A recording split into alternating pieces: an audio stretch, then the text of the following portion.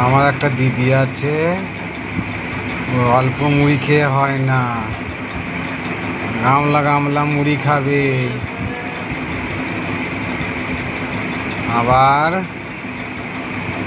22টা 24টা করে রুটি খাবে। এখন আমি কি করি, এই মুড়ি শেষ হয়ে গেছে, তাও চাটছে।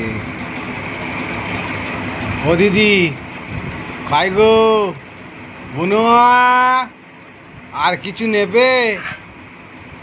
আর নেবে মুড়ি? শেষ হয়ে গেছে, আর নেবে? কি খাবে আর? আর কি নেবে? আর দুটো মুড়ি নেবে?